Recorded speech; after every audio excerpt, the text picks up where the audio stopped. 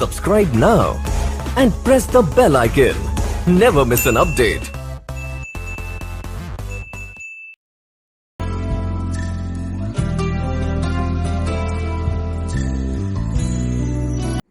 Hi Andy, welcome to Mary Garden. ఈ రోజు చిన్న హార్వెస్టింగ్ చేద్దామని వచ్చాను.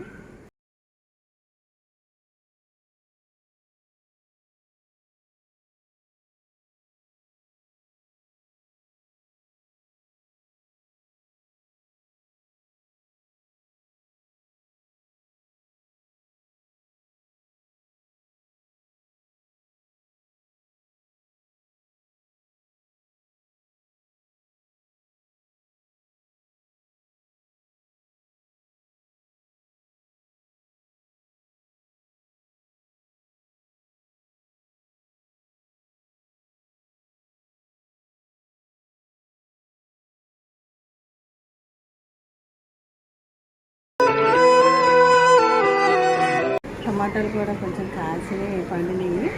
ఇది మీకు మొన్న నుంచి చూపించలేదు కదండి.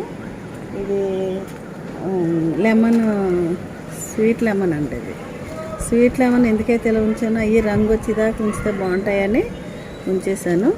ఇదిగోండి ఇలా కాల్చినాయి. చాలా మరి చూడాలి ఎలాగా. స్వీట్ లెమన్ అంటే ఇంకా పండిదాకా ఉంచుకొని పండిన తర్వాత అది కలర్ వచ్చేయాలి. కలర్ ఇంకా రాలేదు. ఎలాగండి ఇప్పుడు తోటకూర కట్ చేస్తాను. తోటకూర కూడా తీసుకుని వెళ్దామని వచ్చాను. మంచి తోటకూర, మొక్క తోటకూర అనమాట. ఇరికైపోయింది, నేను అక్కడక్కడ తీసేస్తున్నాను. అది గాలి వేసుకోవాలి కదా. చిక్కగా పడిపోయిన విత్తనాలు.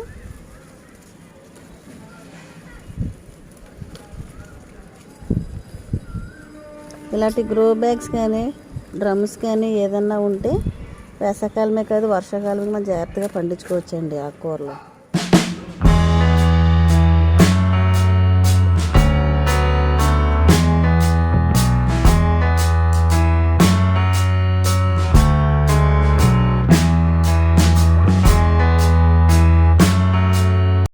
ఫ్రెష్గా ఉందన్నమాట ఈ మొక్క తోట కూడా. ముందు కడిగేస్తాను.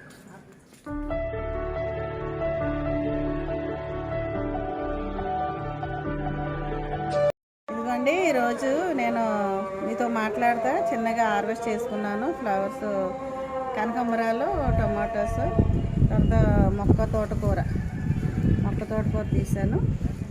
ఇదండి, వేసవకాలంలో మనకి ఏ కూర అయినా సరే తాజాగా మనం పెంచుకోవచ్చు. వాటర్ వేస్తే సరిపోద్దండి. మీరు కరెక్ట్గా తోటకూర విత్తనాలు వేసుకొని చక్కగా ప్రొద్దుట సాయంత్రం వాటర్ పెట్టేస్తే అవి చక్కగా మనకి అనుకూలంగా మనం ఎలాగైతే ఇష్టంగా పెంచుకుంటామో అంత రుచికరంగా ఇస్తుంది మనకి. ఈ తోటకూర చాలా ఇష్టం అండి నాకు. చాలా బాగుంటుంది, రుచిగాను టేస్ట్గాను. మీరు కూడా ఈ విధంగా చేసి మీరు కూడా పెంచుకోండి. మరి మా ఫ్రెండ్స్ కూడా అడుగుతున్నారు ఎలా మొలుస్తున్నాయి ఏంటని. తెలియదు, వీడియోలు చూడండి.